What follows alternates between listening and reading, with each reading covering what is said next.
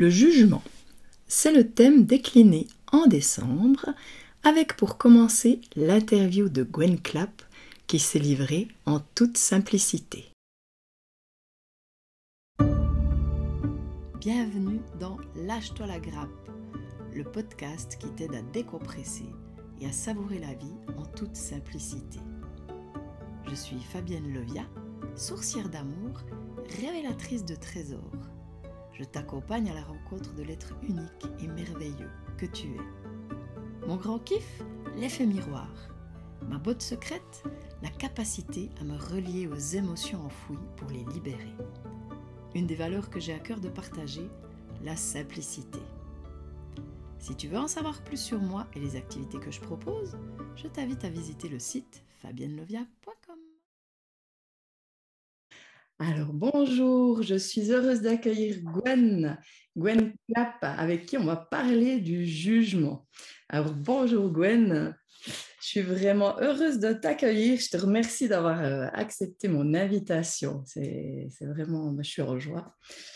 Alors je pense que les personnes qui me suivent, ma communauté, ils ne te connaissent pas tous. Alors si tu peux te présenter un petit peu, ce serait cool. On va commencer par ça. Ok, alors bonjour Fabienne et bonjour à tous. Alors me présenter, je m'appelle Gwen, je suis métisse français malgache et j'ai vécu quand même la moitié de ma vie en Suisse, à Genève. Je viens de redéménager dans le sud de la France. Et sinon, professionnellement, je sais que, comme tu dis, certaines personnes ne me connaissent pas et c'est tout à fait normal. Je ne suis pas une star internationale. Mais disons que je suis connu dans notre milieu pour enseigner la spiritualité, ce que j'appelle la guidance spirituelle. Mais je suis moins connu et pourtant, je pense me définir davantage par le fait que je sois chaman. Donc, c'est finalement le fait que je sois chaman qui relie avec ce que j'enseigne, que sont la santé et la spiritualité. La notion d'unité, le travail sur soi de conscience, la médiumnité. Donc, je suis sur plusieurs enseignements, je dirais en même temps, mais qui partent tous du travail sur l'ego et le travail sur la santé holistique, donc notamment le travail émotionnel, pour finalement ensuite choisir dans quelle direction on s'oriente, si ça va être du chamanisme, si ça va être de la médiumnité, si ça va être de la conscience de soi, etc. Voilà, je pense que c'est comme ça que je me présenterai. Ouais, super. Moi, j'ai envie de dire aussi pourquoi je t'ai invitée. Hein, voilà. Ça fait un moment que je te suis, voilà, sur Facebook notamment. Et puis, c'est vrai que beaucoup de partages résonnent énormément avec moi, ce que je partage aussi. Et c'était une évidence pour moi voilà, que j'allais t'interviewer. Et surtout sur ce sujet, donc je ne sais même pas si j'ai dit sur quoi on allait, si j'ai parlé Oui, du sujet. oui, le jugement. Ce sera sur le jugement. Et pourquoi? Parce que justement, ce que j'apprécie beaucoup chez toi, c'est cette notion de s'autoriser à être dans le jugement ou à juger.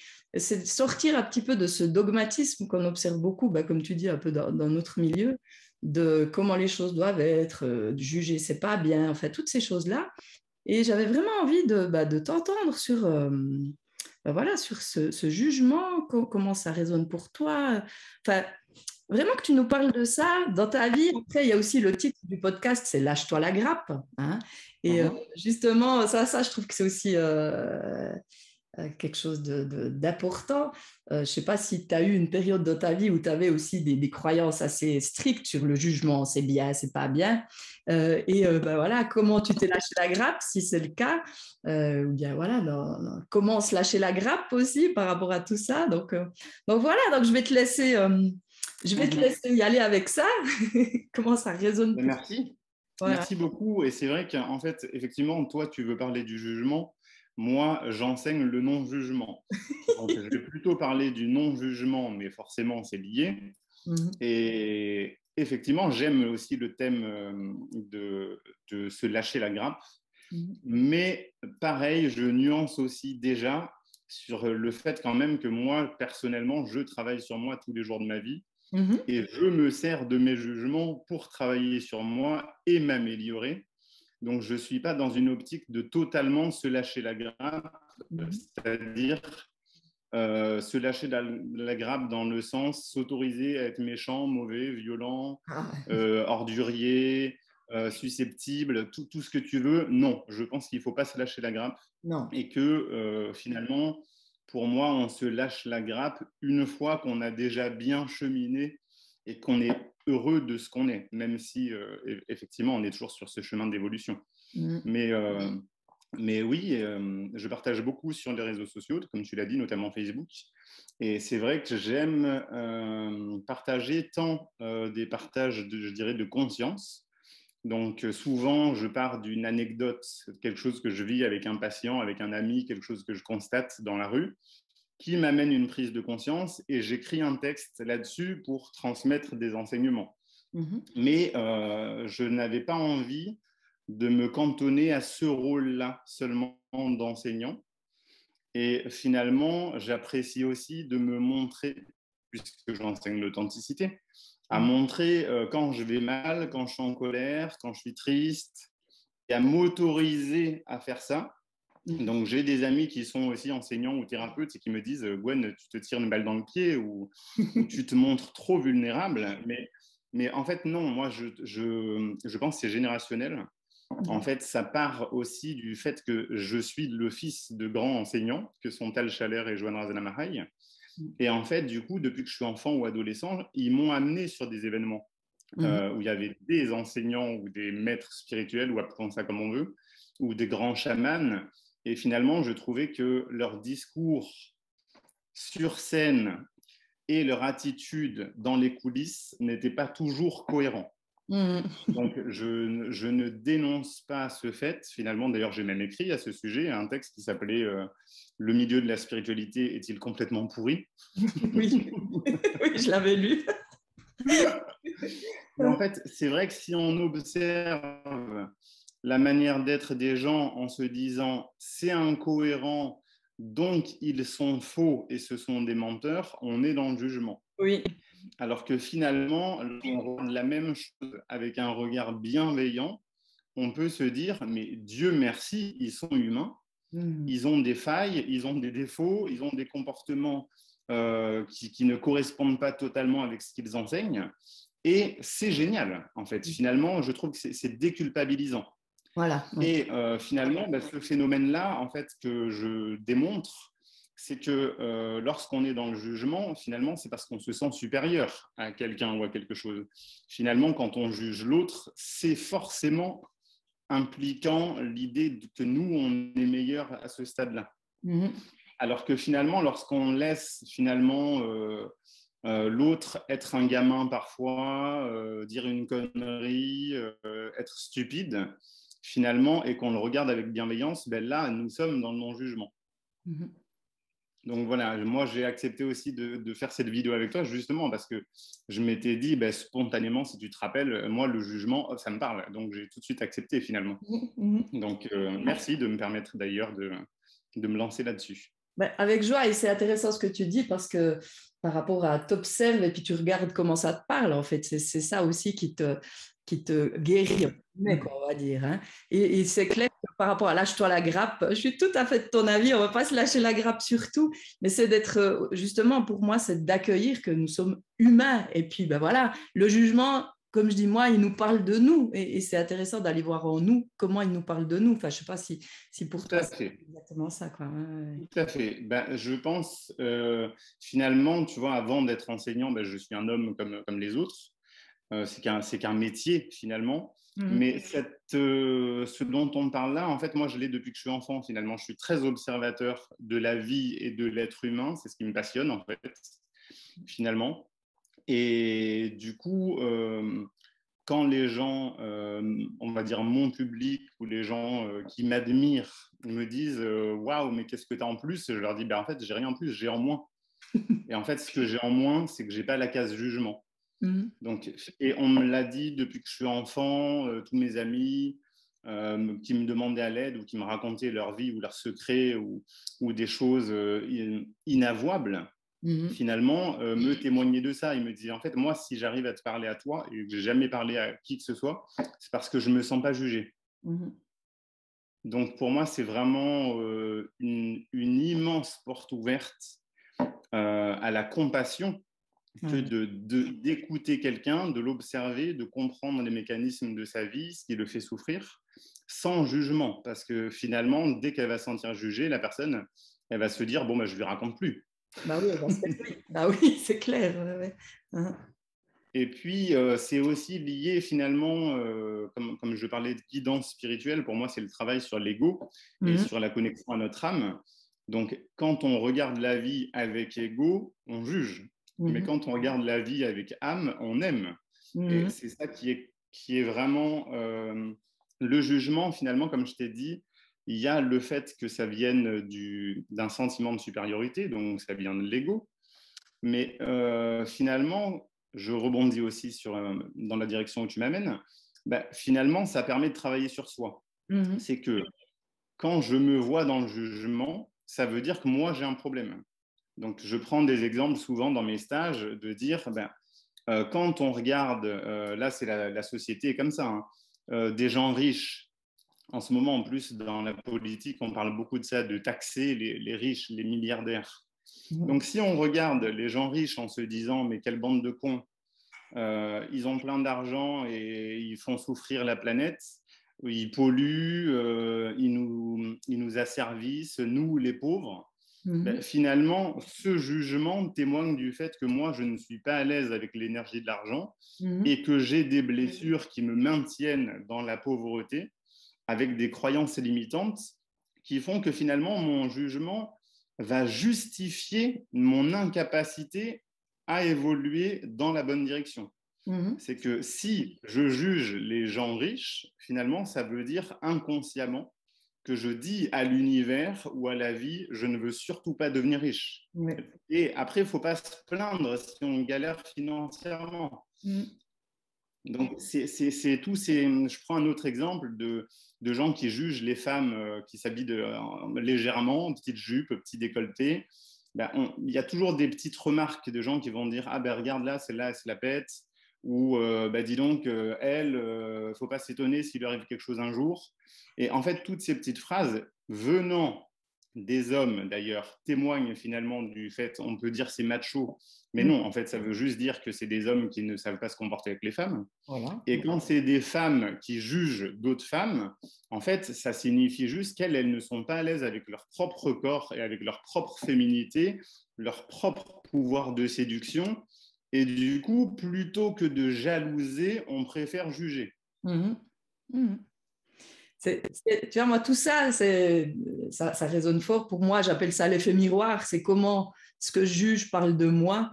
Et puis, ben voilà, toujours ramener à soi. Tu as parlé avant de complexe de supériorité, mais ça parle aussi des fois de complexe d'infériorité, le jugement, bien, pour toi. Ça peut, Ça peut. effectivement, mais généralement, c'est quand même l'idée que nous, on en est à un niveau Ouais. supérieur. Mhm. Donc, je te prends un exemple, d'ailleurs, que j'avais trouvé très, très drôle.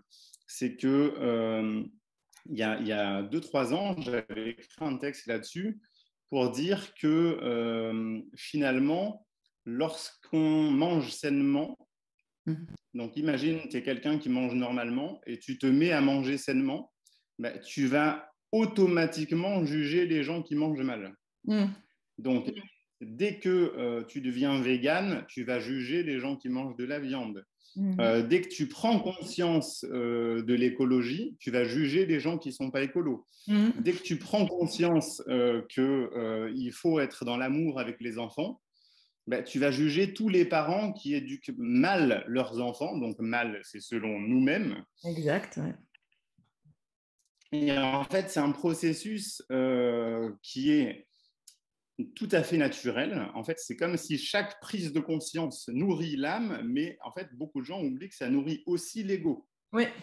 Et ce qui amène donc ce phénomène de sentiment de supériorité. Mhm. Et je me rappelle que j'avais écrit ce texte et je m'étais pris plein de commentaires. Évidemment, il y en a plein qui sont positifs, mais il y avait aussi des gens qui disaient ben non, c'est normal d'être heureux et fier de soi. Quand il y avait une dame qui m'avait fait rire parce qu'elle m'avait dit ben moi, je mange que des fruits et légumes et je suis très heureuse. Je lui dis oui, mais celui qui mange de la viande, il peut être aussi très heureux. Oui, En fait, n'empêche pas. voilà, exactement. Donc en fait, souvent, on justifie par nos comportements qui sont très sains d'ailleurs, hein, que j'encourage à développer sa conscience, être cohérent justement avec ses propres comportements, mais tout en continuant à aimer les gens tels qu'ils sont. Mhm. Ouais, ça, Parce c'est que sinon, on reste dans la séparation et dans la guerre, finalement. ouais, ça, c'est essentiel et c'est cette notion aussi de ce qui est bien pour moi et pas forcément bien pour toi. C'est cette cohérence. Moi, ce que j'ai observé pour moi, j'avais une amie que je jugeais incohérente. J'ai pas pu la voir pendant une année, mais quand j'ai accueilli en moi que j'avais des incohérences, ben, c'était OK après. J'ai pu, mais il m'a fallu une année pour vraiment lâcher prise avec ça. Ben non, moi, je suis cohérente et puis ça a tout changé, quoi. Mais c'est vrai que pour moi, tout ça, c'est des notions essentielles. Ouais. Merci et j'aime bien la façon dont tu l'expliques parce que c'est ça aussi pourquoi je t'ai invité aussi, c'est par rapport à la simplicité. Ça, c'est une chose aussi qui est importante pour moi et je trouve vraiment les exemples et tout ça, ben, c'est parlant, quoi. Ouais, c'est juste. Ben, même dans l'énergie, en fait, si j'observe l'incohérence, c'est que j'observe avec mon ego. Bah oui. Mm-hmm. C'est déjà un jugement de trouver l'autre incohérent. Alors que finalement, quand je suis heureux de ce que je suis et de ce que j'observe, finalement, je n'observe pas l'incohérence. Moi, en fait, j'admire le paradoxe humain. Mm-hmm. Voilà, moi, j'appelle ça le paradoxe humain. C'est Mm-hmm. que nous sommes tous excellents dans certains domaines et nuls dans d'autres. Ou alors, même dans le même domaine, on peut tout à fait. Bah, tu vois, par exemple, moi, je sais qu'il y a des gens qui sont étonnés quand ils me rencontrent parce qu'ils me disent mais t'enseignes la santé. Par exemple, je fais un stage de santé holistique, t'enseignes la santé et tu fumes. Mm-hmm. Et je suis là, bah oui, en fait, je ne suis pas encore parfait. Pour le moment, je fume. J'espère un jour arrêter de fumer. Mais pour l'instant, je n'y arrive pas. Mm-hmm. Donc, les gens, je prends souvent cet exemple-là en stage parce que c'est le plus visible, Ah bah les oui. gens qui jugent le fumeur sont-ils supérieurs? Tu vois, c'est que je me souviens aussi d'une fois où un stagiaire qui est devenu un ami d'ailleurs par la suite m'avait vu le matin dans le jardin avant le stage. J'étais posé au soleil avec mon café, ma cigarette et je savourais les rayons du soleil. Et il vient me voir et me dit, sans même bonjour, hein, il me dit, bah, dis donc, un enseignant de santé, spiritualité, café clope de bon matin, c'est pas très beau, quoi. Et je lui avais dit, bah, tu vois, moi, j'ai encore, très sincèrement, j'ai encore du mal à m'appliquer ce que j'enseigne en termes de santé, d'hygiène de vie. Mm-hmm. Par contre, il y a quelque chose que j'ai vraiment appris à faire depuis très longtemps, c'est à ne plus faire remarquer aux autres ce qu'ils font de mal. Mm-hmm. C'est magnifique. Et il était vraiment content de ma réponse. Il m'avait dit, ah oui, d'accord, je vois ce que tu veux dire. Je lui ai dit oui, parce que moi, si je fume ou si je mange mal, je me pollue. Mais quand je fais remarquer aux autres ce qu'ils font de mal, en fait, je les pollue eux. Mm-hmm. Mon droit de me polluer m'appartient. Ah oui. Moi, je peux. C'est un peu comme si moi, je m'encourage toujours à dire ce qu'il y a de beau à dire aux gens Mm-hmm. et de garder ce qu'il y a de piquant ou de douloureux à dire aux gens. Mm-hmm. Sauf si, évidemment, ils me le demandent. Hein, Oui, oui. c'est comme faire un tri, donner de l'amour plutôt que donner de la haine. Oui, oui. Et puis comme tu dis, j'aime bien cette notion aussi de responsabilité. C'est occupons-nous de nos affaires, entre guillemets, quoi. Hein, et puis arrêtons de voir, parce que souvent on dit on voit l'herbe plus verte chez les autres, ou alors on voit la poutre, hein, enfin on voit le, comment est-ce qu'on dit là, on voit pas la poutre qu'on a dans l'œil, quoi. On voit aussi chez les autres. Mais Oui. ramenons à nous, quoi, et arrêtons de mettre en évidence ça, parce que c'est vrai, cette notion de pollution, c'est aussi une problématique, hein, parce qu'on a quelquefois tellement d'idées sur comment ça doit être, alors si c'est par rapport à nous, ben voilà, c'est nos affaires, mais par rapport aux autres, Alors, parce que je reviens toujours à ça, ce qui est juste pour nous et pas forcément juste pour les autres, hein. Et puis, pour moi, cette pollution aussi, il y a aussi une nuance. Je ne sais pas si on entend bien. Il y a des coupures, tu m'entends bien? C'est OK? Non, je comprends très bien. Ouais, ouais, ouais. Euh, des notions de nuance aussi, parce que ce que j'observe aussi derrière tout ça, il peut y avoir de la culpabilité qui fait qu'on s'en veut encore plus et qui fait que ça va encore nous faire plus mal. Je ne sais pas, comment ça te parle, cette notion de culpabilité en lien avec ces jugements? Parce que quand on dit à l'autre, voilà, c'est pas bien, ça rajoute une forme de culpabilité qui fait comme un espèce de processus d'auto-flagellation qui fait qu'on est encore plus mal après par rapport à bah voilà, au fait de fumer ou de manger, je ne sais pas quoi. Disons que très sincèrement et sans utiliser cet argument pour montrer à quel point moi j'en suis élevé dans mon chemin, moi j'ai aucune culpabilité en fait. Oh, bah, c'est génial. Absolument, aucune. Je suis ce que je suis, je fais ce que j'ai à faire. Mhm. En fait, je me suis bien détaché de l'image que les gens ont de moi. Ouais. Je sais en jouer, même si tu veux. Donc Mhm. finalement, je préfère utiliser l'humour pour montrer mes défauts Mhm. ou pour un peu montrer aux gens que justement, si on transforme la culpabilité en autodérision, Mhm. Mhm. finalement, on fait le travail sur soi sans la souffrance. Oui. Mais Donc moi, justement, les personnes que tu largement, accompagnes, oui. juste, excuse-moi, mais par rapport aux personnes que tu accompagnes, cette culpabilité, tu l'observes beaucoup. Bien sûr. Voilà. Mais la culpabilité, c'est juste une colère qu'on s'inflige à soi-même. Mhm. Finalement, une fois qu'on apprend à gérer la colère, gérer la colère, c'est pousser des hurlements, c'est crier, c'est taper dans un coussin, c'est s'autoriser à se mettre dans tous les états. Mhm. Donc finalement, pour la culpabilité, c'est exactement pareil. Mhm. Moi, si j'avais une forme de culpabilité, dans mon dialogue intérieur, je peux même le faire à haute voix, je me dirais, je m'autoriserais finalement, puisque j'enseigne la voix de l'âme, mais en fait, dans le travail que je fais et qui est moins connu du grand public, il y a aussi laisser parler son ego. Mhm. Donc, il y a la voix de l'ego. Donc, Mhm. il faut demander à mon ego, bon, dis-moi tout ce que tu as à dire sur mon comportement. Alors, j'entends mon ego. Je suis nul, je suis un incapable, j'ai pas réussi, j'ai peur de l'avenir, je vais pas m'en sortir, les gens vont me juger, j'aurai moins de succès.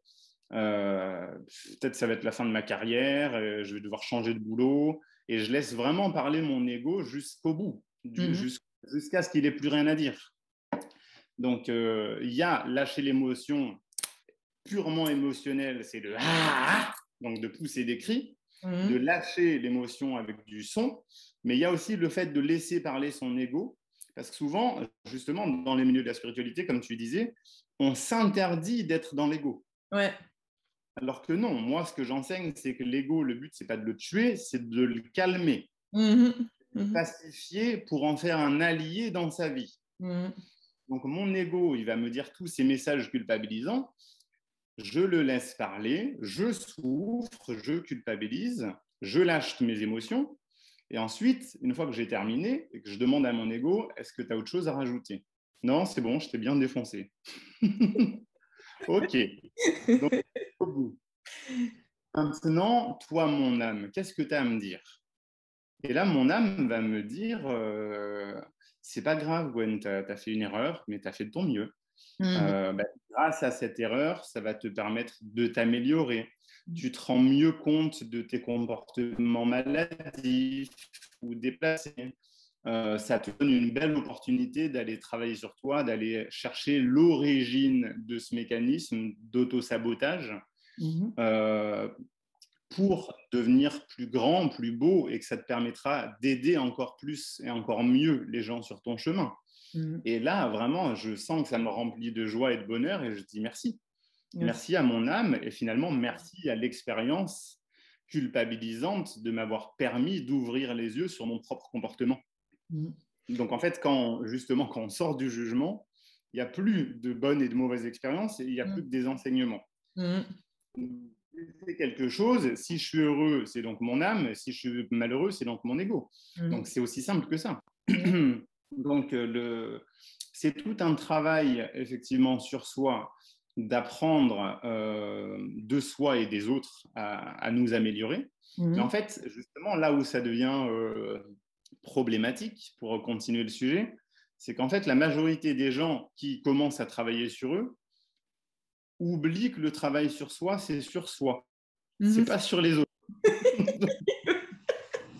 Donc, moi, je vois qu'il y a beaucoup de gens, ils me disent ah ben tiens, je vais t'envoyer mon mari. Je leur dis non, tu ne m'envoies pas ton mari. Alors, oui, mais moi, je travaille sur moi, mais dans ma famille, ils ne travaillent pas sur eux. Bah oui, effectivement, tu n'as pas à leur dire ça, c'est tes émotions, ça, c'est tes blessures, ça, c'est ton ego. Ben non, on ne devient pas le thérapeute de tout le monde. Non. Non, mais Ouais, puis ce que j'observe, c'est que quand on reste justement, quand on s'occupe de soi, autour de soi, ça peut changer. Mais quand on veut changer les autres, ben, ça ne change pas. on change les autres en se changeant soi, déjà. Voilà. Et en Justement. plus, quand bien même les autres ne changeraient pas, c'est compliqué, mais des fois, il faut aussi lâcher prise. Bah oui, bien sûr. Parce Et que puis, l'autre change s'il le veut bien, en fait, hein, c'est bien tout. sûr. Ouais. Et puis dans tout ça, dans tout ce que tu partages, pour moi, ce que j'entends, c'est vraiment cette bienveillance envers soi par rapport à tout ce qui se passe en nous, quoi. Pour moi, c'est cet accueil ouais, de qui on est. Vraiment, c'est un espace, ouais, je sens vraiment un espace d'accueil. Et ça, c'est quelque chose qui est important pour moi hein, de partager aussi. Je trouve que c'est tellement par rapport aux personnes que j'accompagne, moi je vois cet espace d'accueil, c'est pas évident. Il y a souvent une difficulté à être bienveillant envers soi. Ouais, Ben, ça s'apprend. ouais ça, Ça s'apprend tout simplement. Je pense qu'on est tous confrontés un jour à cette question. Enfin, j'ose espérer, je dirais. C'est que je me rappelle, il y a quelques années, c'est vraiment une anecdote qui a changé ma vie, je pourrais dire. C'est que, tu vois, j'étais à Madagascar et chez nous, il y a des traditions où on prend des décisions de famille. Donc, tu as un chef de famille qui conclut une réunion avec un avis bien tranché, qui finalement, avis qui devient imposé à tous. Comme en France, il y a le suffrage universel, si tu veux. ouais. On vote, mais il tranche. Oui. Mais le problème du suffrage universel ou ce genre de votation, c'est que tous ceux qui ne sont pas d'accord, ils sont obligés de subir. Oui. Donc, du coup, il y a une décision de famille que j'ai trouvée complètement stupide. Je le dis honnêtement. Donc, je suis allé voir ma mère, je lui ai dit, écoute, moi, je ne suis pas d'accord en fait avec cette décision, et je ne me vois pas l'appliquer, je ne veux pas faire ça en fait. Et ma mère m'a donc répondu, ben maintenant, c'est à toi de décider si tu veux en parler au chef de famille ou pas. Et moi, je lui dis, bah non, c'est lui le chef. Je veux dire, c'est comme ça, en fait, chez nous, c'est comme ça, tu vois, il y a des règles. Ouais. Et puis, elle me dit, ben pourquoi tu ne lui dirais pas? J'étais là, ben, j'ai peur qu'il se fâche ou que les autres membres de la famille le prennent mal. Et elle me dit, ben voilà, là, tu es confronté à quelque chose à un questionnement universel, justement. C'est est-ce que tu veux vivre pour toi selon tes valeurs et te rendre heureux, ou est-ce que tu veux te soumettre aux décisions des autres par peur qu'ils ne t'aiment plus? Et ça, c'est une question que je pose très souvent maintenant à mes patients. Oui. Et est-ce que tu vas continuer toute ta vie à agir pour le regard et l'amour des autres, ou est-ce que tu vas enfin te décider à vivre pour toi? Ouais, tellement important. Exactement. Et quand on se pose cette question, ma mère m'a posé la question et j'ai souri tout de suite. Je lui ai dit, c'est bon, j'ai choisi en fait déjà. Je vais faire ce que j'ai à faire avec mes valeurs. À me fâcher avec des membres de la famille. Ouais. Et finalement, c'est là où ça devient magnifique, c'est que j'ai osé en parler à ma famille. Et en fait, contrairement à ce que mon ego pouvait me faire croire, en fait, les gens, ils l'ont très bien pris. Et c'est souvent ça, moi, je parle d'illusion de l'ego. Parce qu'en fait, l'ego nous fait croire en des choses, genre si je lui dis ça, ça va le vexer, ou si je fais ça, ils vont mal le prendre. En fait, des fois, quand on ose le faire, mais dans l'énergie de l'amour, évidemment, en fait, les gens le prennent très très bien. C'est que, en fait, tout est dans la manière de dire et dans la manière de faire. Donc finalement, quand on s'autorise à être pleinement soi-même, ça n'attire pas tant le conflit que notre ego nous faisait croire, mais en fait, ça attire l'amour et l'admiration des autres. Ouais. Et c'est une notion pour moi, c'est de justement accepter notre vulnérabilité, oser être authentique. Et puis, quand on arrête de lutter, c'est aussi la légitimité, c'est quand on arrête de lutter contre soi, quoi, qu'on est pleinement à l'écoute de ce qui vibre. En général, les retours, il n'y a jamais enfin jamais. Euh, Comme tu dis exactement, par rapport à ce qu'on se raconte, non, ça n'a rien à C'est tout voir, à quoi. fait ça.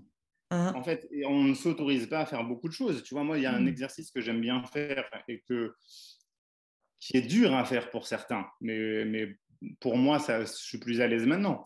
Mais en fait, moi, pendant longtemps aussi, j'étais un enfant complètement coincé et prisonnier de mon image et du paraître. Mhm. Et jeune adulte aussi.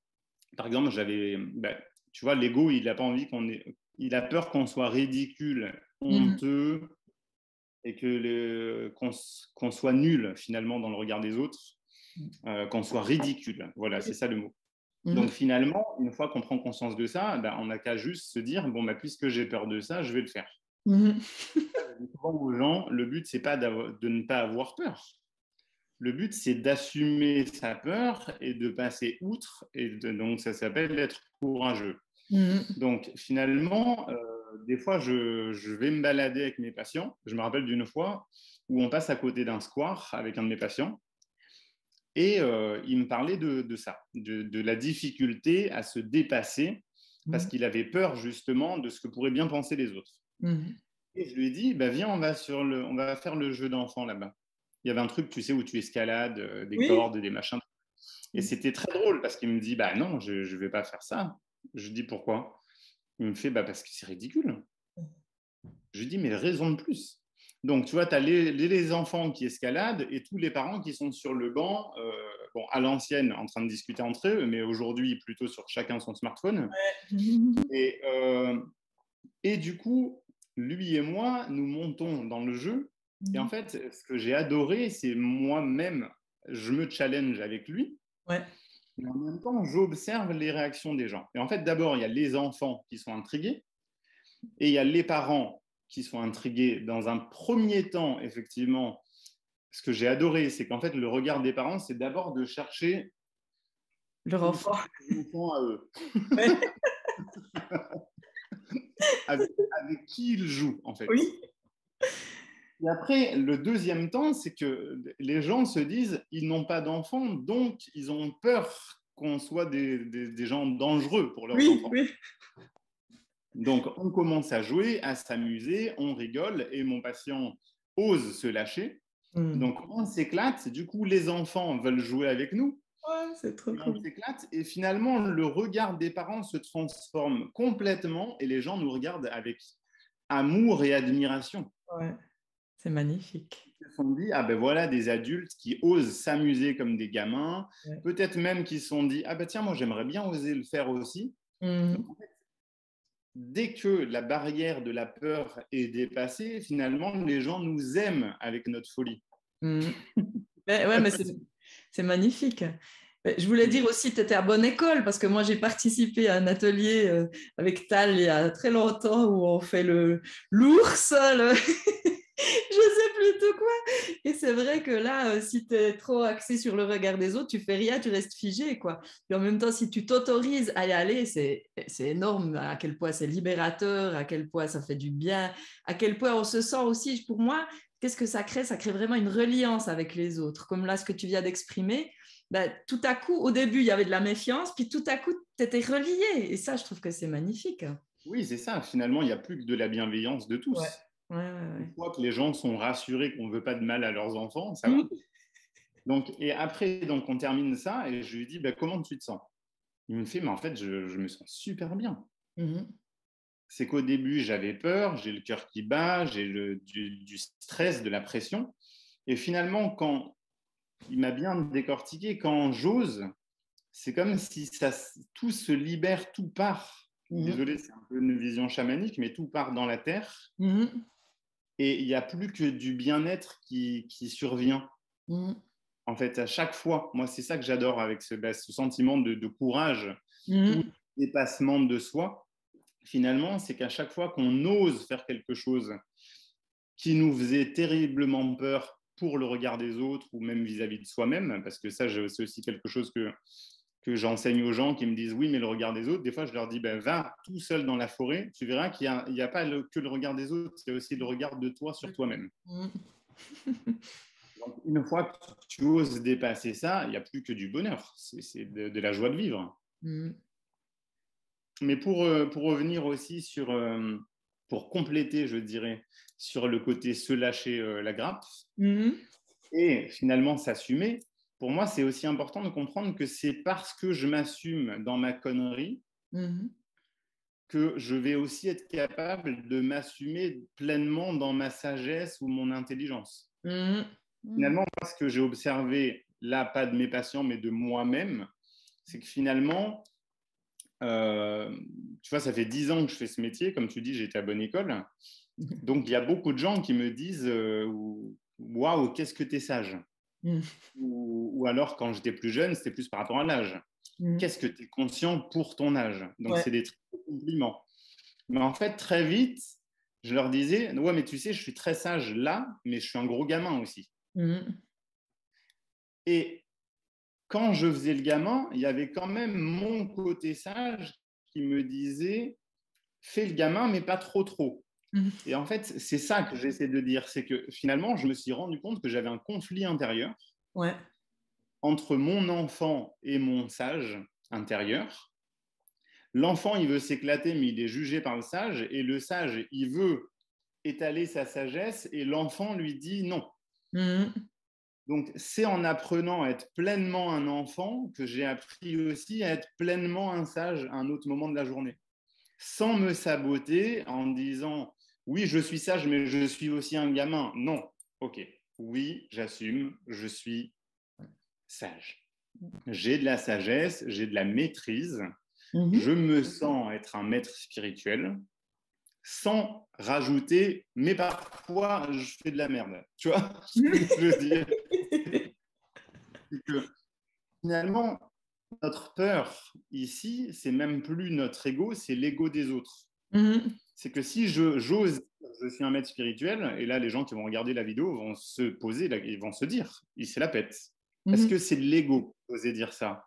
Ben non, justement. Mon ego me dit, ne dis surtout pas ça, parce que les gens, ils vont tous te dénoncer et dire que tu te la pètes et que tu es prétentieux et que tu es hautain et que tu te prends pour le roi du monde. Donc finalement, l'ego nous pousse à nous minimiser et non pas à nous affirmer. C'est notre âme qui nous pousse à nous affirmer.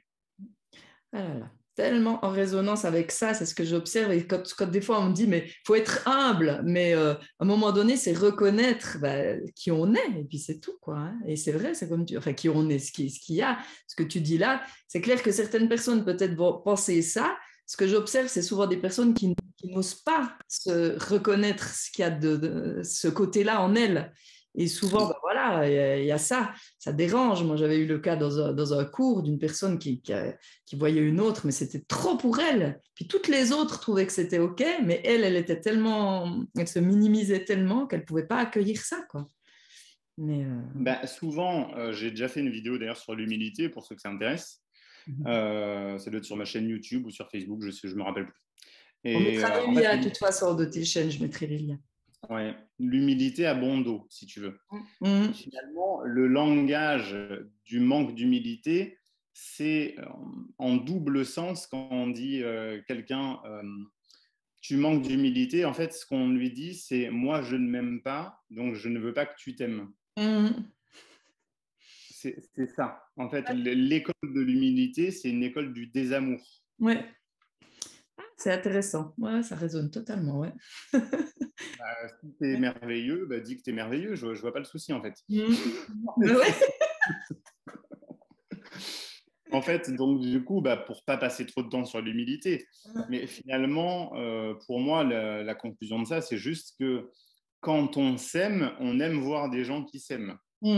Exact. Quand on ne s'aime pas, on est dérangé par les gens qui s'aiment et on leur rappelle à l'ordre. Donc, sois humble, tu manques d'humilité, tu en fais trop. Non, j'en fais pas trop, je fais moi, en fait, c'est moi. Donc, c'est ça. En fait, au lieu de se cacher, oui, s'assumer pleinement. Et je poursuis d'ailleurs là, je pense que ça va être le passage qui va te plaire, c'est enfin se lâcher la grappe. C'est que aussi, je vois qu'il y a des limites à tout. Par exemple, tout à l'heure, tu as dit il faut être humble. Par exemple, pour moi, il n'y a pas de il faut. Toi, tu fais ce que tu veux, moi, je fais ce que je veux. Certains vont être humbles, tant mieux pour eux. D'autres ne le seront pas, tant mieux pour eux aussi, finalement. Le but, c'est pas de plaire à tout le monde. Et en fait, là où je poursuis, c'est que des fois, je me vois dans le jugement et je travaille sur moi, comme je l'ai dit jusqu'à maintenant. Mais je sais que récemment, j'ai été dans une situation très intéressante où, en fait, je discutais avec des amis qui ont un ami qui fait des choses que je ne cautionne pas. On va dire, pour être très cash, c'est un homme très grossier, blague lourde, main au cul des filles, qui va voir des prostituées, qui fait des actes de pédophilie, de tourisme sexuel. Et donc, je leur demande, mais comment vous faites pour être ami avec ce mec-là, sérieux? Et eux, sachant que j'enseigne le non-jugement, me disent, mais Gwen, t'es dans le jugement, là. Et là, j'étais là. Mais grave, j'assume totalement d'être dans le jugement. C'est que pour moi, c'est ignoble de faire ça et je ne pourrais jamais être ami avec quelqu'un qui fait ça. Parce que, mais pourquoi je m'assume dans mon jugement? De un, pour montrer que je ne suis pas que dans le non-jugement. De deux, parce que j'ai le droit de juger quelqu'un qui a des comportements qui m'horripilent. De quatre, j'assume aussi mes blessures. Ça veut dire que si je m'enflamme autant et que je m'emporte pour quelqu'un qui fait du tourisme sexuel, c'est parce que moi, j'ai eu la blessure quand j'étais plus jeune. Bon, il m'est pas arrivé d'abus sexuels à moi, mais en tout cas, c'est le sujet qui me touche le plus au monde, en fait, finalement. Ouais. C'est d'ailleurs pour ça que je suis devenu thérapeute. C'est qu'à la base, c'est parce que tous les gens que je croise, ils avaient subi des abus sexuels, mes amis, mes ex ou autres. Donc là, j'assume totalement que quelqu'un qui fait du tourisme sexuel, ben je suis dans le jugement et j'ai pas honte du tout de l'être. Ouais, ça c'est... Attends, ça coupe? Non, c'est bon. Oui, ça c'est super important d'exprimer ça aussi, justement, où là, bah, voilà, tu te lâches la grappe par rapport à ça. Et c'est intéressant, ouais, par rapport à cette blessure qui est là, oui, bah, qui est... Bah oui. Ah ouais, voilà. Hein, et c'est de nouveau des êtres humains. Mais c'est ça, moi, il y a toujours des gens, quand j'enseigne ça, qui me disent oui, ben, ça me fait penser aux gens qui ont pardonné à l'assassin de leur fille ou aux gens qui, je ne sais pas moi, qui acceptent, je ne sais pas moi, que d'avoir, comment dire, tu sais, tu as des thérapies où on met le violeur avec la violée pour qu'ils discutent tout ça. Moi, je leur ai dit, mais jamais. C'est que justement, assumons-nous. Si c'est bien facile d'être thérapeute et de faire des belles phrases aux gens, mais moi, si quelqu'un touche mon fils, il n'y a plus de thérapeute, il n'y a plus de chaman, il n'y a plus d'enseignant, il n'y a plus rien. Moi non plus, ça c'est sûr. Il n'y a plus qu'un papa, tu vois. Mais oui. L'envie, c'est de buter le gars et de chérir mon fils. Tu vois, c'est... Donc là, il y a vraiment, pour moi, c'est très important justement de se lâcher la grappe là-dessus. On a le droit d'avoir la haine pour quelque chose. Ouais, ben, moi, je dis, il y a des actes qui sont impardonnables. C'est tout. Point. Enfin... Tout à fait. Après, voilà. Justement, en fait, c'est là où on progresse, c'est de se rendre compte que chacun a son seuil de tolérance. Oui. Le but, c'est pas de faire croire qu'on tolère tout. Non. Moi aussi, souvent, on me demande, oui, mais si tu es dans le non-jugement, alors dans ce cas, tu acceptes les choses telles qu'elles sont. Un peu comme les gens qui disent tout est parfait. Je leur dis non, tout n'est pas parfait, parce que si tout est parfait, on ne fait rien. Si tu veux utiliser cette énergie à bon escient, donc moi, ce que j'appellerais transcender sa souffrance, c'est si quelque chose t'indigne, fais en sorte que ça change. Exact. Donc, aide les victimes des abus sexuels. Si tu es indigné par la pollution, ben, va ramasser des déchets dans la nature. Mhm. Moi, je le fais régulièrement. Mhm. En fait, pour moi, je me sers de tout ce qui m'indigne depuis que je suis enfant pour participer à ma propre valeur, si tu veux. C'est Mhm. vraiment un enseignement que j'ai reçu quand j'étais plus jeune, cette fois de mon père, Mhm. où j'étais en pleine dépression. Il m'avait dit: qu'est-ce qui te rend malheureux? Et tu vois, par exemple, je dis souvent aux gens, moi, j'ai pas de blessure d'injustice parce que pour moi, la vie est injuste. Mhm. J'en parlais récemment encore avec une amie. Je lui disais, pour moi, l'injustice, c'est la blessure la plus stupide qui soit, parce qu'on s'inflige quelque chose qui n'existe pas. Il n'y Mhm. aura jamais de justice, il n'y aura jamais d'égalité, il n'y aura jamais, hélas, de fraternité entre tous les êtres humains. L'éveil de la conscience, on ne va pas vivre au pays des bisounours, il faut arrêter de dire n'importe quoi. On Mhm. sera toujours confronté à des gens qui veulent faire la guerre, des gens qui veulent faire du mal, des gens qui veulent exploiter d'autres, en Mhm. fait. Et le but, c'est pas juste de s'indigner ou de dire tout est parfait, je lâche prise sur tout, c'est de participer à un monde meilleur, c'est tout. Exactement, ouais. Mhm. Donc la leçon que j'avais reçue, c'est que moi j'avais dit à mon père, bah, moi j'aime pas en fait ce monde. Bah, justement, il y a des violeurs, il y a des meurtriers, il y a des pédophiles. À Madagascar, il y a de la corruption. Tu peux faire n'importe quoi et payer la police, tu payes le juge, tu payes Mhm. l'avocat, tu payes tout le monde et tu t'en sors, quoi. Mhm. Donc j'aime pas ce monde. Et donc mon père m'avait répondu, bah, justement, c'est ça l'énergie. Mhm. C'est puisque tu n'aimes pas ces choses, ton seul moyen d'être heureux et de sortir de ta dépression, c'est de participer aux choses qui te tiennent à cœur. Mhm. Mhm. Et finalement, bah maintenant, tu vois, je fais ce métier, mais parce que ce n'est que la continuité. C'est comme si je m'aime quand je fais des bonnes actions selon mes propres valeurs. Mhm. Mais si quasiment, je suis honnête même avec le public, moi, si je ne fais pas ce que je fais, ben, je meurs. En fait, je suis comme une fleur qu'on n'arrose pas. Je redeviens dépressif Mhm. si pendant une semaine, je participe à rien. Tu vois ce que je veux dire? Ah bah oui, mais je comprends tellement ce que tu dis. Ouais, bah oui. Ouais. Bah moi, c'est aussi exactement pareil. Ce qui me motive à faire ce que je fais, c'est ça. C'est en lien avec ce que j'ai pu voir, subir, voir du monde qui me paraissait, voilà, tellement, bah, il y avait plein d'incohérences et de choses. Et bah voilà, c'est ce qui me pousse tous les jours à le faire, quoi. En participant par rapport à ce que je ressens en moi, voilà, bah, à ce que ces choses-là enfin, évoluent. Ouais, je sais même pas si on peut dire évoluent. Oui, si, quand même, quoi. Voilà. Mais Ben, c'est... c'est ça, c'est qu'en fait, chacun a ses propres blessures qui lui amènent à ses propres failles qui vont soit le rendre dépressif, soit le rendre heureux. Mhm. Alors certains vont être écolos à fond, d'autres ça va être l'amour des animaux, d'autres ils vont être militants LGBT. Mhm. En fait, je ne vais pas dire chacun sa cause parce que on Mhm. peut adhérer à plein de causes en même temps. Oui, oui. Mhm. Finalement, le fait de devenir, tu vois, j'aime bien le mot activiste. Mhm. C'est une mauvaise connotation, mais Mhm. finalement, c'est être un activiste de ses propres valeurs Oui, qui nous permettent de devenir heureux parce qu'on a le sentiment de participer à quelque chose de très important pour l'humanité. ouais. Mhm.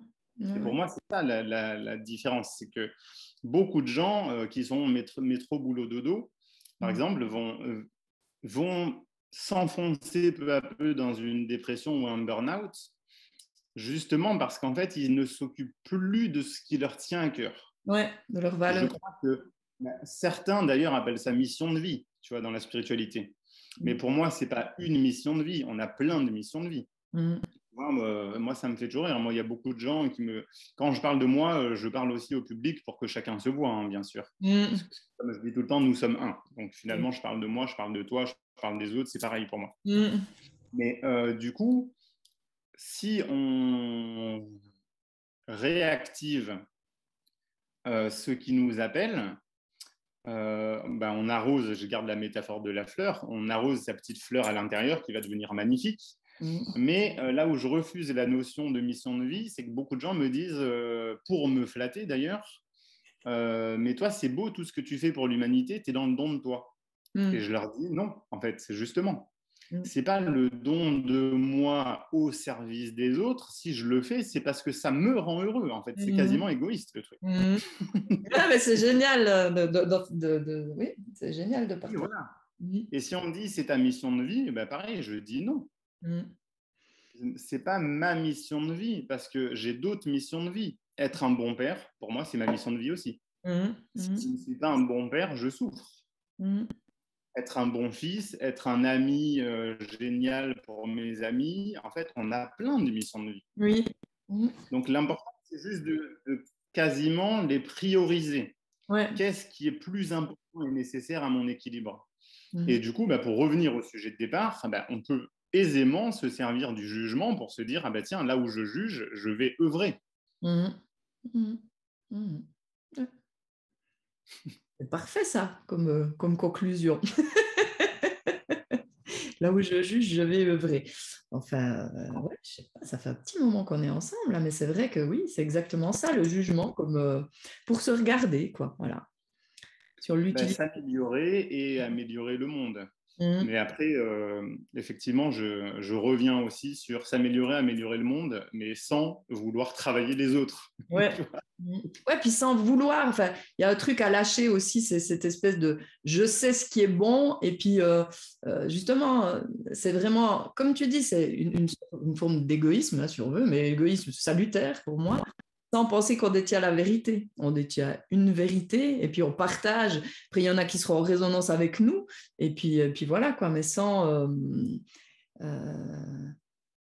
C'est pas ça en faire trop, c'est pas ça. Moi, c'est une forme de foi. Moi, je traduirais ça comme de la foi. Pour moi, c'est de la foi. Voilà, c'est ça. Oui, c'est ça. Et puis, c'est de la foi, effectivement, c'est de la tolérance, c'est de la compassion. Moi, ce que j'aime aussi dans le jugement, c'est de comprendre, effectivement, je reviens sur ces notions de mission de vie multiples, que, je sais pas, moi, si tu prends... tu t'es dans la rue et tu vois quelqu'un justement qui balance son papier par terre. Tu vas te dire, c'est un gros connard de pollueur, tu vois. Mais peut-être que ce mec-là, demain, il sauve la vie de quelqu'un Oui. dans un hôpital et qu'il est chirurgien. Donc, en fait, moi, c'est ça qui me rend justement plus tolérant et compatissant. C'est qu'en fait, l'intolérance et le jugement condamnent l'entièreté d'un individu. Alors, en fait, c'est juste une partie de lui qui n'est pas consciente, alors que dans d'autres parties de lui, peut-être qu'il nous éclate dans sa conscience, tu vois. C'est génial. Ouais, ouais. C'est génial ce que tu partages parce que c'est clair qu'on a tendance à faire un paquet. Hein. Celui-là, il fait ça, il est con. Enfin, et on voit pas tout ce qu'il y a autour, quoi. Et ça, j'adore. Et c'est rigolo que tu parles des papiers parce que moi qui n'ai jamais jeté un papier par terre, c'était terrible le jugement que je pouvais avoir pour les gens qui faisaient ça, ça me fait rire. Et c'est vrai qu'il y a eu quelque chose qui a switché et cette image-là de exactement ce que tu partages, là maintenant j'ai intégré ça et c'est marrant. Enfin, je trouve ça... Même sur un plan, sur les divers plans, donc le temps, la notion du temps, justement, la personne qu'on juge maintenant, peut-être que dans 5 ans, elle sera merveilleuse. Pour moi, c'est très important de comprendre qu'il y a le jugement où on peut distinguer que l'autre peut être nul. Tu vois, je sais pas moi, je te prends un exemple que je vois dans l'actualité en ce moment. Tu as un joueur de foot, on apprend qu'il tape sa femme. Et tout le monde est là, mon Dieu, on s'indigne, quelle horreur. Non mais attends, son métier, c'est pas le relationnel avec sa femme. Son métier, c'est de jouer au foot en fait. Donc on juge le footballeur ou l'homme. Donc pour moi, c'est vraiment très important dans les milieux de la spiritualité, j'entends souvent tel chaman a abusé sexuellement, tel coach pense qu'à l'argent. Tel guérisseur, en fait, il se drogue en douce. Mais en fait, il faut bien comprendre qu'on ne peut pas juger justement l'entièreté de quelqu'un parce qu'il peut être un excellent chaman et être complètement taré dans ses relations sexuelles. Il peut être un excellent coach mais être complètement déséquilibré dans sa relation à l'argent, etc. etc. C'est qu'on ne peut pas dire de quelqu'un finalement, tiens, lui, c'est un grand maître de sagesse. Mais je l'ai vu, comment il se comporte avec ses enfants, c'est vraiment un mauvais père. Mais ben, tu vois, ça n'enlève en rien le fait qu'ils puissent transmettre de la sagesse à d'autres gens. Exact. Ouais. Non, mais ça, c'est essentiel ce que tu dis parce qu'il y a besoin vraiment de ne pas tout faire un pack et on a tendance à faire ça, quoi. Et c'est vrai que ça, je le vois souvent et c'est tellement important. Ça, c'est pas parce que d'un côté il est ça qu'il peut pas être super enseignant, un super thérapeute d'un autre côté, quoi. Et ça, on en revient à cette idée de cohérence, hein. On en revient à cette idée de cohérence et d'accueillir toutes nos facettes, quoi. Hein. Enfin, voilà, hein, de nos personnages intérieurs, quoi. Hein.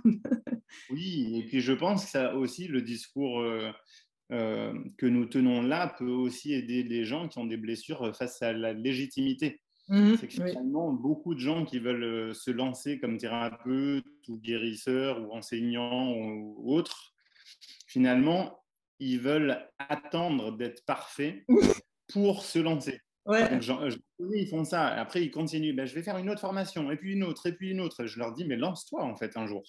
Donc, n'attends pas d'être parfait pour commencer à œuvrer, justement, parce que sinon, tu commenceras jamais. Non. Donc, la vie, c'est maintenant. Tu as des défauts. Tes patients, ils vont voir que tu as des défauts, et c'est OK. Ah oui. Et tu vas apprendre au fur et à mesure, et puis c'est OK. Hein, ouais. Moi, j'ai eu une enseignante quand j'ai voulu me lancer qui m'a dit, mais t'as au moins bien travaillé sur toi. J'ai dit, mais je vais continuer tout le temps. Les gens que je vais rencontrer, ils vont m'aider aussi à m'améliorer et tout. Mais si je me lance pas, bah, je me lancerai jamais. Là, j'ai écouté le cœur, c'était juste là dans le moment et je l'ai fait. Et puis, Oui. je rencontre aussi beaucoup de personnes bah, comme ça qui attendent d'être parfaits. Bah, voilà, qu'il faut cours sur cours, qui sont bah, justement dans la culpabilité de leur part d'ombre, entre guillemets, quoi. Hein, voilà, et bah, pas productif. Enfin, c'est pas le mot productif, mais Tu c'est. vois, l'idée quasiment même de cohérence, Mm, je dirais, évapore, parce que finalement, je sais que j'ai fait une vidéo sur le couple, mm, donc des fois j'aide des couples alors que moi je suis célibataire. mm, mm. Est-ce que je serais obligé d'être en couple et heureux pour guider des couples? Ben non, Bah ça, non. ça veut rien dire. Mm, Donc, mm, c'est quand même, pour moi, déculpabilisant. Et justement, ça aide, je parle de blessure de légitimité mm. ou syndrome de l'imposteur, Ah oui, voilà. de se dire, ben non, ok, tu n'es pas parfait dans tous les domaines, ça n'empêche pas que tu puisses aider quelqu'un. Mm, ouais. Moi, je connais quelqu'un, il est hypnothérapeute, il aide des gens à arrêter de fumer, il fume encore. Je ne vois Voilà. pas le problème, en fait. Mm, mm. Personnellement, en tout cas, moi, je ne suis pas là pour le juger, justement. Je suis pas... Ben, quand il voudra s'arrêter, ben, il se fera hypnotiser, j'en sais rien, moi, tu vois. Ouais. Voilà. Ah ouais, bah En c'est. fait, ce que j'aime, c'est l'idée qu'on a tous des clés, Mm, mais rien ne nous oblige à les utiliser. mm, mm. Et c'est aussi ça, la liberté. Bah oui. C'est choisir. Mm, Ah oui. mm, Mais en tout cas, vaut mieux avoir le trousseau de clés et pas utiliser ses clés que n'avoir aucune clé. mm. Oui, c'est vrai. Oui, on sait qu'elles sont à disposition quand ce sera le moment. Ben voilà, on les utilisera, quoi. Ouais. Exactement, c'est tout à fait ça. Ouais. Extra. En tout cas, bah oui, bah, tu nous en as donné pas mal des clés là. Hein. C'est cool, en tout cas. J'espère et Ah merci. oui, bah, merci beaucoup. Oui, puis autrement, bah, on va terminer gentiment. Hein. D'accord. Donc, par rapport à bah, toi, tu accompagnes, donc comment tu accompagnes? Tu fais des conférences, des consultations, des séminaires, un peu plusieurs choses. En fait, je fais tout. Voilà, voilà, comme ça, Mais c'est vite résumé. oui, je travaille en séance individuelle, je fais des conférences quand on m'invite à faire des conférences. Mhm. J'anime des stages seul, j'anime des stages avec Joanne Etal aussi, Ah oui. où je fais des formations d'ailleurs, justement de santé holistique, de chamanisme sauvage ou de médiumnité ou du travail de conscience de soi. On a des formations online aussi sur nos sites internet. Donc en fait, quand je dis je fais tout, c'est pas du tout par prétention, c'est plus pour aussi donner une autre clé justement aux gens. C'est Mhm. qu'en fait, quand on fait tout le temps la même chose, on s'ennuie. Mhm. Donc si, par exemple, j'ai des amis, ils sont maîtres Reiki, Et quand ils apprennent à faire du chamanisme, je leur apprends à développer leur intuition et donc à faire des soins intuitifs. Mhm. En fait, ça les libère d'un truc, parce que si pendant 20 ans, tu fais le même soin à tous tes patients, tu te fais, désolé du terme, tu te fais chier, Ouais. ou tu t'ennuies, du coup, tu n'as qu'une envie, c'est de mourir, en fait. Mhm. L'inconscient a envie de mourir, parce qu'on n'est plus dans la nouveauté et la créativité. Mhm. Donc, quand je parlais de faire tout, c'est que moi, ça me donne le sentiment d'avoir plusieurs métiers en un. Mhm. C'est que ce soit dans l'activité, cette semaine, hein, puisqu'on est lundi, le week-end prochain, je suis en stage à Genève. Donc, Mhm. c'est génial. Je vais être heureux, mais il ne faut pas que je sois heureux que de ça. Mhm. Moi, je connais beaucoup de gens, pareil, dès qu'ils commencent à animer des stages ou des conférences, ils prennent plus d'individuels. Alors que Ouais. moi, j'en ai besoin, en fait, quasiment. Ouais. C'est que je trouve que l'individuel, c'est une relation très intime avec des patients. Je pense que je ne pourrais pas m'en passer. Mhm. C'est même pas une question d'argent, c'est parce que j'aime faire ça. Mhm. Finalement, le fait de diversifier ces activités, je pense, hein, c'est la clé que je donne aux gens, nous rend plus heureux que si on fait tout le temps une seule chose. Ouais, ouais. Mais tu as dit quelque chose d'essentiel par rapport aussi à ce que tu aides à développer chez les gens, c'est la créativité. Je dirais, pour moi, c'est aussi oser faire par soi-même, dans le sens de ne pas rester coincé sur une façon de faire et s'autoriser aussi à être à l'écoute de ce qui est juste pour nous et de sortir un petit peu des rails, quoi. Au début, peut-être que ça nous aide, mais s'autoriser à être vraiment à l'écoute de ce qu'il y a en nous, et ça peut être créer quelque chose à notre sauce. Enfin, je sais pas, pour moi, ça, c'est aussi quelque chose d'important. Je sais pas ce que tu en penses. Si ça rentre aussi dans C'est ce... tout à fait ça. La créativité est liée au bonheur, je Mmh. pense. Mmh. C'est notre âme, elle vient expérimenter, elle vient jouer sur Terre, finalement, elle vient pas pour faire tout le temps la même chose et s'ennuyer. Mmh. Donc, mais là où, en plus, je trouve ça drôle, c'est que dans le chamanisme, nous, on rigole tout le temps, et même avec le public, qu'en fait, il n'y a pas de temps Mmh. dans le chamanisme. Donc, en rigolant, nous, on parle souvent de l'heure chamanique. Donc, Mmh. rendez-vous à 14 heures, tu es sûr que personne ne sera là à 14 heures. Mmh. On te demande de faire un atelier d'une heure et demie, peut-être qu'il va durer 1 heure, peut-être qu'il va durer 5 heures. Tu Mmh. vois, puisque dans l'intuitif est Ouais. guidé par les esprits, tu sors de la notion du temps. Oui. C'est très compliqué en chamanisme de dire à quelqu'un, tu commences à 15 heures, tu finis à 17. Mmh. Et du coup, pour les soins, c'est pareil. Bah C'est oui. que tu fais de ton mieux. Tu es guidé par les esprits, par ton âme aussi, ou par les guides spirituels. Euh, Tu gères en fonction de la capacité de ton patient à recevoir aussi, ce qui est quand même très important. Mmh. Donc, à partir de là, combien de temps ça dure? Mmh. C'est faux. Mmh. Tous les gens qui m'écoutent et qui sont thérapeutes ou guérisseurs, la majorité des gens, ils font des séances d'1 heure. Mmh. Mais qu'est-ce que tu en sais en fait que là, il y a besoin d'1 heure? Mmh. Moi, je me rappelle d'une fois, une de mes amies, qui était aussi guérisseuse d'ailleurs, elle allait très mal et je lui fais un soin. Et vu que je l'aime, vu que c'est une amie, je lui fais un soin, mais genre express. Je mets le paquet en 10 minutes, un quart d'heure, et elle me fait waouh, je vais beaucoup mieux. Comment tu as fait ça? Je dis j'ai fait de tout mon cœur. Elle me Mmh. fait mais du coup, on n'est pas obligé de faire 1 heure en fait, ou 1 heure et demie.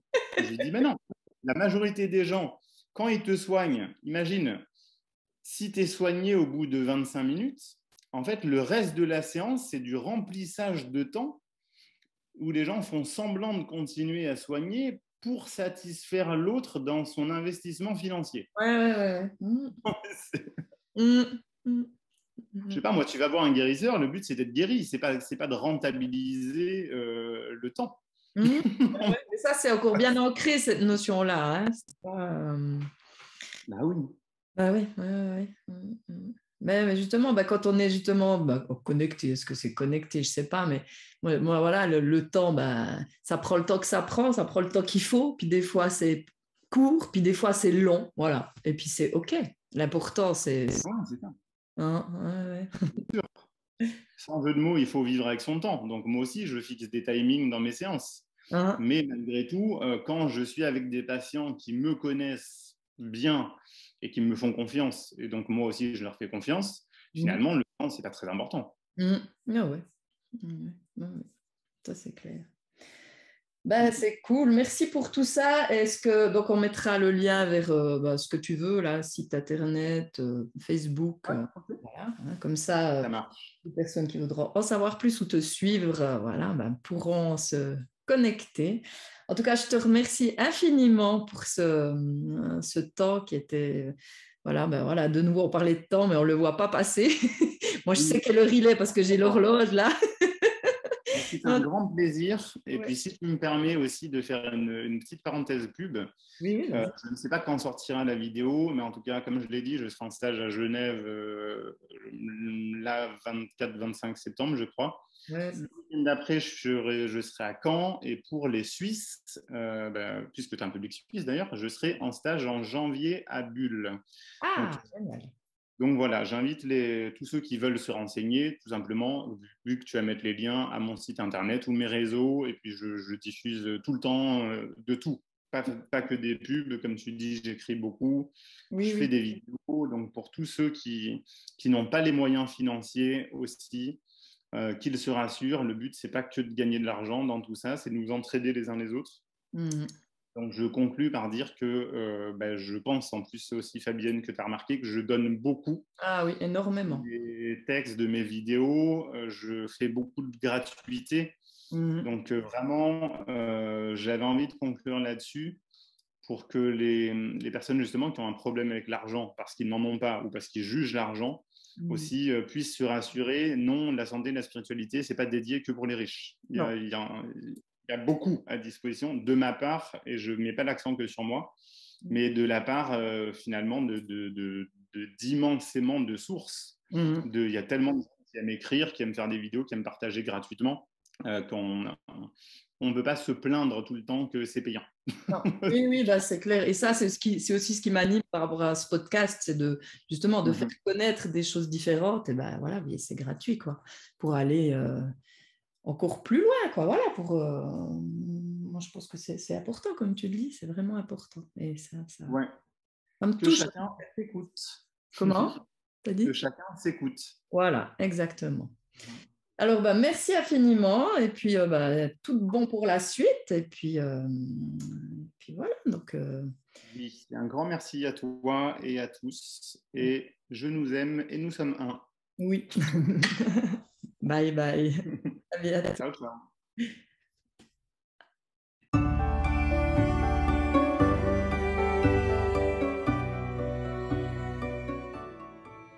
Tu apprécies le contenu que je partage? Tu penses que ça peut faire du bien à d'autres? N'hésite pas à donner un avis et des étoiles. Tu peux bien sûr également t'abonner sur l'une des différentes plateformes pour être informé des prochains épisodes. Enfin, si tu as une ou des questions en lien avec le thème du mois, merci de me les envoyer à l'adresse fabienne@fabiennelovia.com au plus tard le 4e lundi du mois. Tu voudras bien mettre question podcast comme sujet et m'indiquer ton prénom et ta date de naissance pour que je puisse me connecter au mieux à ton énergie. Je me réjouis de ces futurs moments de partage et je te dis à très vite pour de nouvelles aventures.